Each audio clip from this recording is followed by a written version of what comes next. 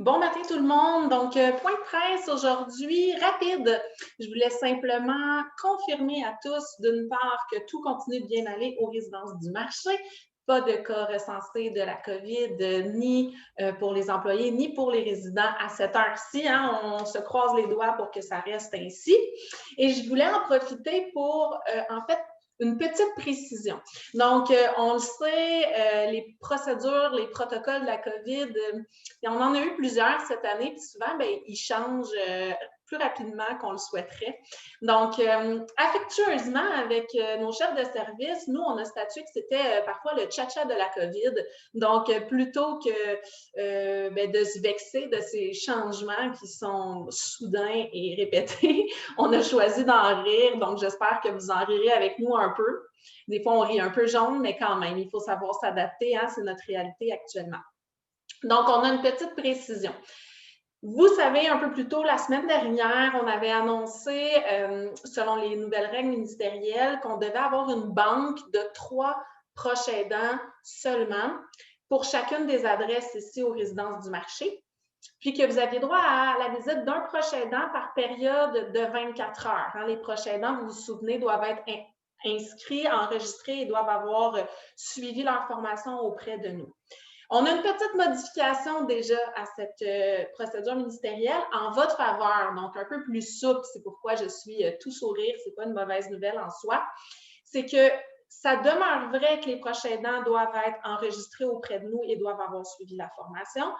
Ça demeure vrai qu'il faut qu'il y ait seulement une personne par période de 24 heures, mais vous n'avez plus la restriction de la banque de 3 noms seulement. Donc, vous pouvez avoir vos proches aidants inscrits sans égard à leur nombre. La seule importance, là, vraiment à retenir, c'est sur l'information selon laquelle ils doivent être une personne par période de 24 heures. Donc, voilà pour la précision aujourd'hui.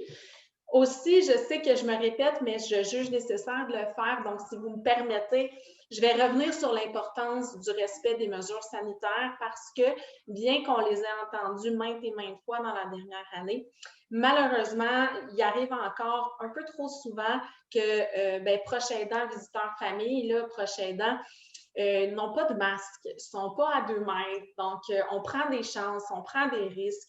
Je vous en ai parlé dans le dernier point de presse. On a des appels, des fois, de proches aidants un peu stressés parce qu'ils réalisent qu'ils sont venus aux résidences du marché et qu'ils viennent d'avoir un diagnostic COVID et il y en a eu plus d'un. Donc, je reprends encore parole pour vous demander, en cette période des fêtes, on sait que tous les yeux sont rivés sur les résultats puis sur les statistiques de résultats COVID parce qu'on s'attend malheureusement à ce que ça monte, bien qu'il soit déjà haut au Québec, puisque si tout le monde va un peu voir des gens, on s'attend à ce que malheureusement, il y ait contamination.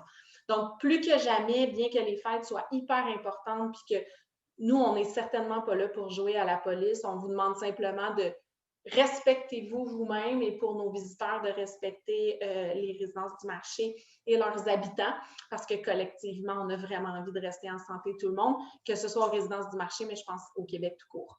Donc, voilà. Sinon, vous avez dû remarquer que la résidence s'égaye un peu. Donc, on a un peu tous les jours un petit clin d'œil aux fêtes là, pour les prochains jours. Il y aura peut-être une petite surprise aujourd'hui. Qui sait, le mystère est complet. Mais d'ici là, on espère partager ces moments de fête un peu autrement avec vous. Et aussi, je voulais vous confirmer que les festivités du 20e se tiendront du 18 au 22 janvier. Donc, on vous avait annoncé que c'était reporté et non pas annulé. On y tient beaucoup trop. Donc, la même programmation à quelques détails près, mais la programmation qui était prévue en décembre est simplement reportée pour la semaine du 18 au 22 janvier inclusivement.